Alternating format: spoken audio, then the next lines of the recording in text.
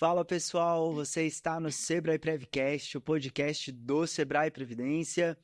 Nós estamos aí em alguns lugares, né? O Sebrae Previdência está presente em algumas redes sociais. Você pode nos achar lá no Instagram em 2 perfis, um de educação financeira e previdenciária e o outro que é o nosso Instagram institucional. Ambos estão aparecendo ou vão aparecer aqui na tela.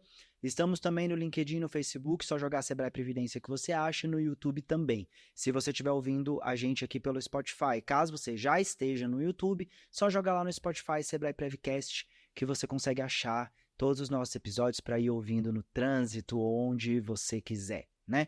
Eu tô com uma convidada que ela já veio aqui algumas vezes, é figurinha carimbada, eu acho que esse ano ela não veio ainda, é a primeira vez esse ano, o que é um recorde, pois já estamos em julho, não é mesmo? Mas ela manja muito do assunto e hoje nós vamos falar de educação, de orçamento familiar, né? Educação financeira, e o foco hoje é orçamento familiar. Catarina, obrigado mais uma vez. É sempre um prazer, Caleuzinho. Mas é isso que eu falei, assim, você demorou a vir esse ano, né? Porque a gente demorou a começar a gravar. É verdade, demoraram me convidar neste ano. Relaxa que tem outros aí já na pauta com seu nome. Espero que você aceite. Sempre aceito. Catarina, hoje nós vamos falar sobre orçamento familiar, certo? E a primeira pergunta que eu queria fazer, que eu acho que talvez as pessoas não saibam a diferença, é o que é um orçamento financeiro familiar? O que é essa organização financeira familiar?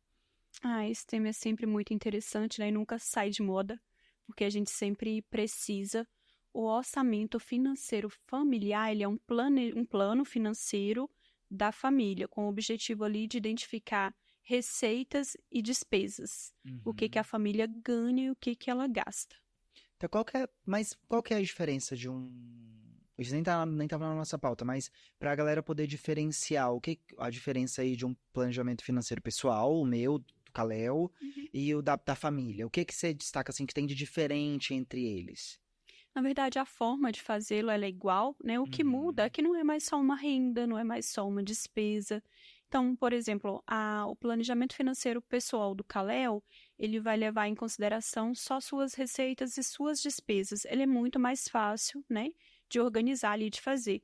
Já o planejamento financeiro familiar, do orçamento familiar, ele tem que levar em consideração, por exemplo, numa família tradicional, né, marido, esposa e filhos, tem que levar em consideração todas as receitas da casa e todas as despesas também. Tem que considerar, se você vai viajar, tem que considerar ali o custo de todo mundo, se é escola, tem que considerar a escola dos filhos, tem que considerar as despesas ali do cônjuge. Então, ele é mais trabalhoso. Tem muitas variáveis, né? E tem muitas mãos também, né? Ele não deve ser feito sozinho. Deve envolver a família ali para elaborar e para ele ser eficiente. Show. E quais são os primeiros passos para elaborar um orçamento familiar? O primeiro passo é você analisar as receitas da família. Você identificar o quanto ganha no total. O segundo passo, ali dentro dos primeiros passos ainda, né, é você identificar as despesas, tudo que a família gasta. Esse é um ponto. O outro é você evitar dívidas, então você precisa criar ali hábitos de consumo, estabelecer metas, então metas para cumprir ali os seus objetivos de curto, médio, longo prazo. Toda pauta a gente fala isso, né? Sim. Porque isso Quem é ouvinte aqui, faz parte da audiência, está cansado de ouvir sobre isso. De ouvir sobre objetivos de curto, médio e longo prazo, porque isso é fundamental. Então, toda essa organização financeira é exatamente com esse objetivo. Revisar sempre ali o orçamento mensalmente, para que você não se perca e para que você continue persistindo ali na elaboração e no alcance desses objetivos. Esse planejamento financeiro, um planejamento financeiro bem feito, ele lhe permite ter um uso mais eficiente da sua renda e para que você consiga atingir ali os seus objetivos, ou aposentadoria, comprar um carro, comprar uma casa, o que você almejar. Vamos entrar um pouco no detalhe nesse ponto. Você falou, a primeira coisa é ver todas as receitas da casa. Por exemplo, receita, entraria aí salário, entra vale alimentação, refeição, quem ganha, ele entra também nesse quesito de receita. por exemplo, transporte, enfim, você consegue dizer pra gente, assim, dar um overview? Perfeito. As receitas da família, ela inclui tudo que entra líquido. Então, você vai considerar ali o salário líquido que você Certo. recebe, considera sim vale transporte, considera auxílio alimentação, tudo que você recebe em espécie. Tudo vai entrar na planilha. Tudo entra na planilha. Mas, por exemplo, a alimentação ele não entra em espécie. A alimentação, ele não entra em espécie na conta, mas ele é um dinheiro que você tem disponível para um certo objetivo. Então, se você recebe um cartão, por exemplo, e geralmente é cartão. Geralmente é cartão, Alimentação. Então, por exemplo, na despesa de alimentação, você já vai considerar aquele orçamento ali. Então, você pode sim incluí-lo lá na sua receita líquida. Certo. Porque a alimentação, ela também está dentro do seu orçamento. Beleza. E aí, na mesma linha de raciocínio, pensando em despesa, porque uma coisa que acontece muito aqui no podcast, a audiência às vezes questiona muito, eles linkam despesa só à despesa fixa, né? E aí, onde é que está o pulo do gato quando a gente está falando de despesa, pensando numa família? O que não pode ficar de fora desse mapeamento financeiro? Quando você fala de despesa, tem que incluir principalmente os gastos necessários da família, que são moradia, isso inclui ou condomínio, aluguel, tudo que refere à sua moradia, alimentação, transporte, internet, todos os gastos ali necessários para sua sobrevivência. Para você viver. Para você viver, exatamente. Esse entre nas despesas fixas. E depois, a educação também. Então, as despesas variáveis, você vai considerar ali... Educação também entra no básico para viver, digamos assim. Educação, ela se divide em duas etapas, na verdade. Tem aquela educação que é escola, que aí entra no fixo, mas de repente tem algum cursinho, tem alguma palestra que alguém queira assistir. Então, isso aí pode entrar em variável. Você pode colocar aí, porque não é uma despesa que é todo mês, tá? Então, pode dividir nesses 2 períodos. Então, tem que considerar tudo isso. Nas despesas variáveis, você tem que considerar ali o lazer, porque o lazer não é todo mês o mesmo valor. Sim, né? Então, entra várias coisas que não são rotinas, né? Sim. Que não são mensais. Entra as dívidas também, então entra ali variável. Tipo o quê? De dívida, assim, um exemplo. Dívida, por exemplo, empréstimo, que você tenha um carro financiado, que seja ali num prazo não tão longo. No meu orçamento familiar, eu separo R$1.000 para educação. E desses R$1.000, com esses R$1.000, eu tenho que fazer para todos os membros da família. Ou eu faço por pessoa. Por exemplo, minha filha de 3 anos, eu vou separar R$300 por mês. Para mim, Catarina, eu vou separar R$500 por mês e pro fulano, assim, é dessa forma ou é o montante? Como você faz, como você acha melhor? Entendi. Depende muito do que cada um faz, isso é muito relativo. O ideal é você colocar um montante dentro daquele montante para a educação que você pode, aí você readequa o que cada um vai fazer. Entendi uma coisa. Porque depende muito do orçamento. Se você tem um orçamento mais limitado, o ideal é você verificar o que é prioridade. Sim. Então, aí não vai caber nenhum montante e nenhum valor igualitário para cada um. Às vezes, por exemplo, a escola ela é prioridade. Então, se o seu orçamento é muito limitado, você não pode pagar um curso, não pode pagar uma natação, vai ser só a escola, para aquele que está na fase escolar, certo? Então, depende. Eu não dividiria igualitário para alguém e nenhum montante que não fosse revisado constantemente. Constantemente, você diz a cada quanto tempo? Revisado de acordo com a necessidade. Por exemplo, digamos que eu tenho lá R$1.000 para educação, definido no meu orçamento. Aqui eu tenho R$1.000 para educação. Mas no mês seguinte, ou daqui 2 meses, eu sinto a necessidade de fazer uma palestra, ou de assistir uma palestra, ou de fazer um curso extra. Então, eu vou revisar o meu orçamento e aumentar aquele valor, tá? E de acordo com a necessidade. Não dá para você definir um valor fixo e ficar nele. Eu não gosto muito da receita, eu sempre falo isso, não gosto da receita do bolo, porque não se aplica para todo mundo e as pessoas acham que fazer um planejamento financeiro, um orçamento, é uma coisa difícil e sacrificante. Mas não é, gente, é libertador, é o Não é, oposto. não é? É libertador. Quando você sabe Quando- quando você ganha, você sabe quando você sai, você sabe o que que você quer fazer, o É. negócio muda. E ali, por exemplo, sempre que eu pego alguém para fazer o planejamento financeiro, a pessoa fica numa tensão. Ah, agora eu não vou poder fazer mais isso, agora eu só vou poder gastar isso. Não. Aquilo ali é o inicial, é o deste mês, né? Sim. No mês que vem, a gente revisa e verifica quais que são suas prioridades.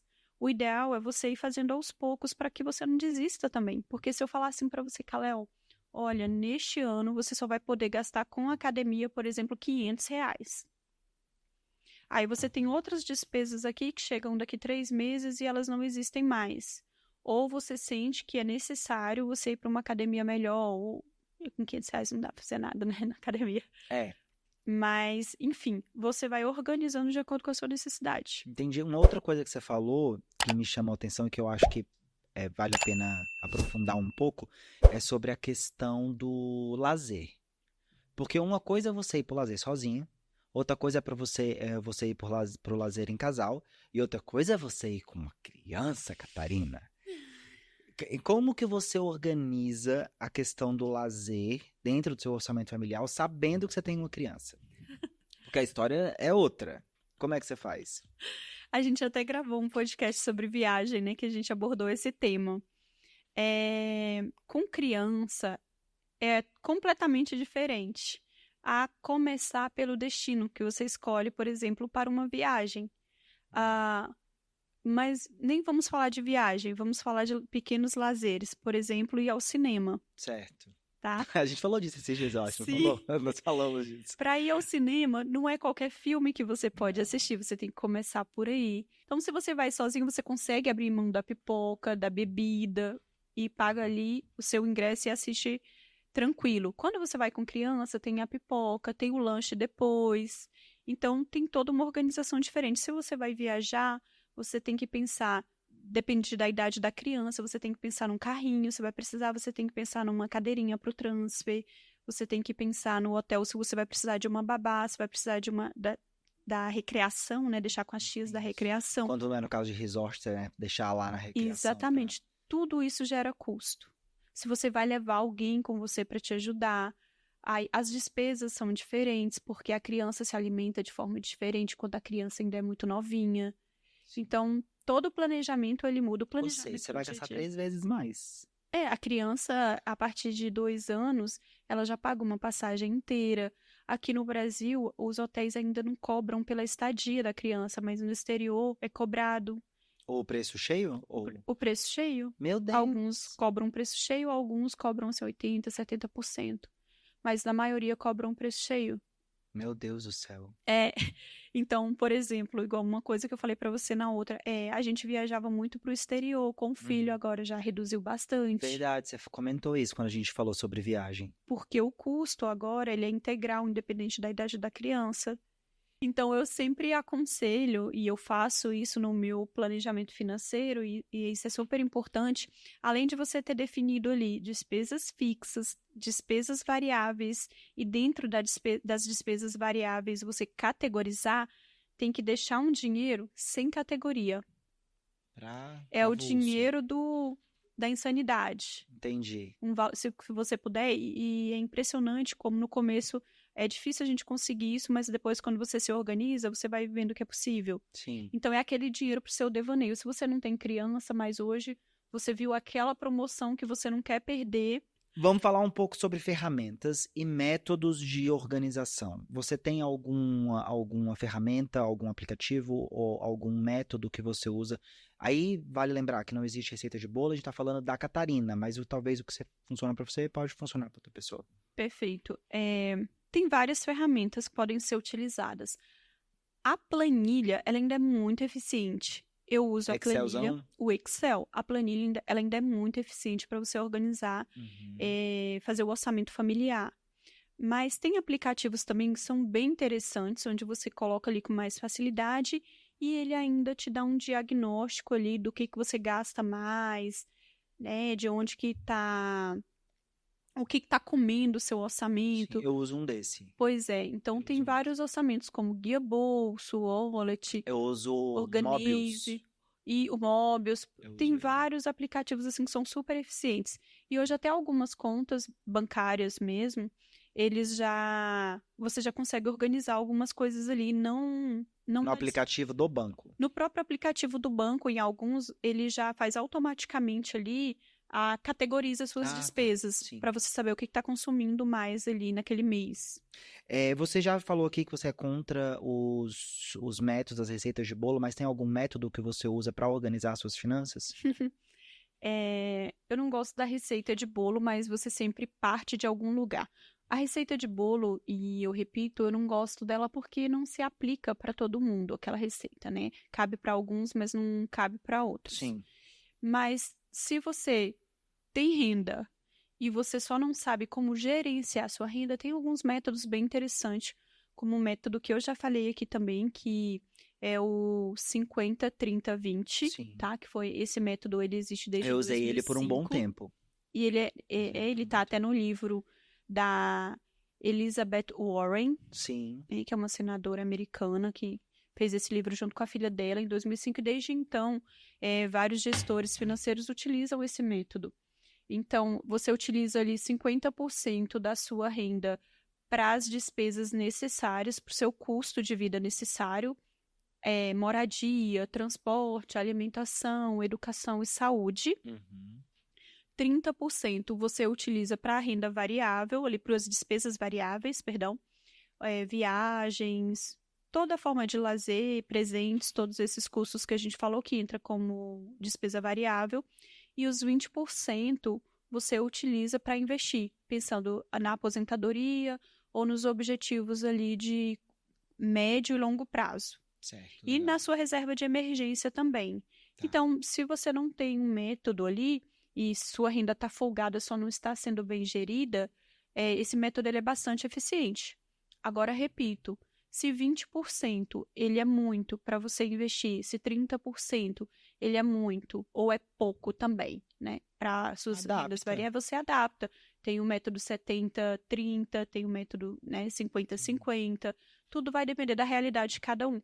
E para você começar a investir, pode ser 1%, 10%. O importante é você começar. Show. Catarina, eu tenho só mais 2 perguntas para você. Uma delas é tempos de crise. Passamos aí pela pandemia e aí estamos passando por momentos muito incertos na economia, não só no Brasil, mas no mercado como um todo. Em tempos de crise, como adaptar o orçamento familiar? Okay. O que você destaca, assim? A primeira coisa em tempos de crise é você otimizar as suas despesas. Então, você revisar o seu orçamento e verificar o que é prioridade. Fazer gastos do que não é, fazer cortes nos gastos que não são essenciais e priorizar aquilo que é essencial. Se você está num momento de crise, como foi, por exemplo, a pandemia, então tem várias coisas que dá para você eliminar. Dá para você eliminar academia, dá para você eliminar alguns esportes, dá para você eliminar as saídas, ou pelo menos reduzir. Sim. E aí você prioriza para aquilo que é essencial. E, mais uma vez, revisar sempre o orçamento. E você criar um plano realmente de otimização de despesa e de receita.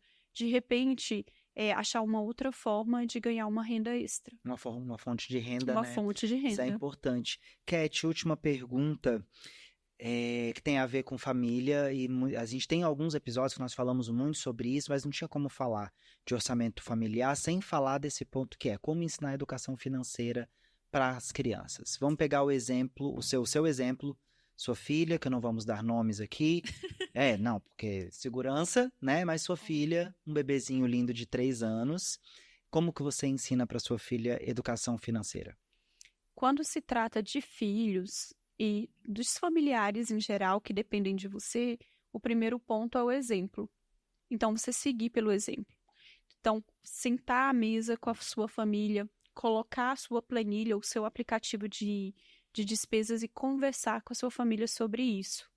Para as crianças, você pode dar mesada, também uma mesada educativa, ensiná-las a ter objetivos específicos, a poupar, a dar uma mesada, mas também o que você quer fazer com essa mesada. Você recebeu uma mesada, mas você quer comprar uma bicicleta. Quantas mesadas você vai precisar economizar para comprar aquela bicicleta? Então, aos poucos, você vai conseguindo com que todos os elementos Sim. familiares eles se encaixem ali no seu orçamento.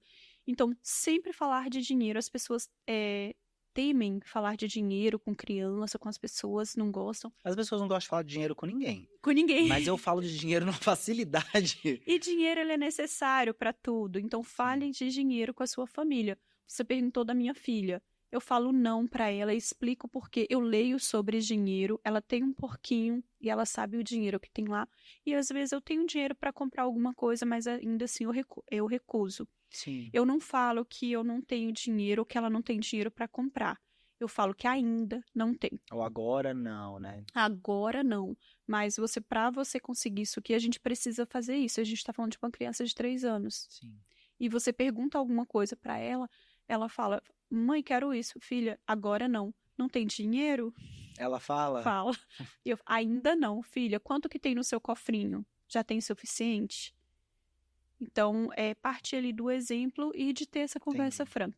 Eu quero encerrar só com uma história controversa, tá? Uma história controversa. Eu tenho um amigo que ele tem uma filhinha também, e a filhinha, só que a filhinha mais velha tem 7 anos de idade, então o que que ele fez? Ele faz? Ele dá mesada pra filhinha, ele dá semanada, e aí dá um valor mensal e tal, e ele deu uma conta pra filhinha dele pagar com a mesada. Tipo, um valor irrisório que ele deu ali, de uma das contas da casa. Então não é a conta toda, mas é como se ela ajudasse a pagar uma daquelas coisas ali. E aí eu fiquei meio chocado quando ele falou, porque ele falou bem assim, cara, ela precisa aprender que viver tem um custo. Ah, mas ela é uma criança de 8 anos. Sim, mas ela precisa aprender.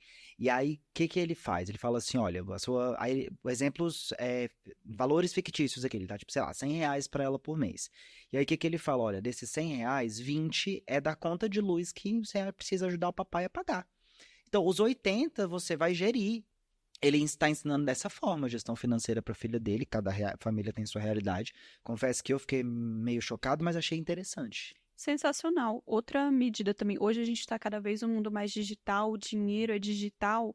Outra forma também, até para as crianças, agora que nunca viram dinheiro, ter noção de volume de dinheiro. Sim. É de vez em quando você sacar o dinheiro referente a uma conta que seja a despesa daquela criança ou daquele adolescente. Entregar o dinheiro na mão dela. Exatamente, mostrar para ela, olha, sua escola custa tanto, sua natação custa tanto.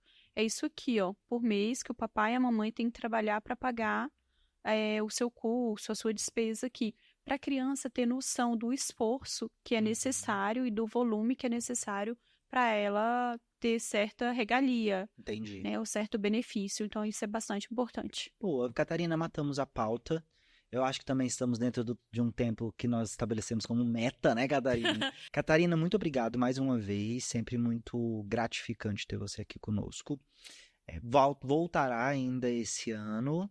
Oh. E nós temos um desafio para fazer esse ano, assim, um planejamento da comunicação de fazer um desafio financeiro aqui no Sebrae Previdência. Então vai ser algo muito legal. Você vai ser uma das convidadas a participar, vai ser ótimo. Você quer? Deixa aí as suas redes sociais, que você fala muito sobre educação financeira, fala um pouquinho aí de como você tem atuado. Me segue lá, gente, no Instagram, sempre que eu posso, eu deixo alguma dica útil lá. Catarina Marcal, com 2 L's. O editor vai colocar na tela. Aqui, ó. LinkedIn também quer deixar? LinkedIn Catarina Marçal. Boa. Catarina, muito obrigado. Para você que nos acompanha, não deixa de seguir a gente nas redes sociais. Segue a Catarina lá também, tá? E até a próxima. Valeu. Falou.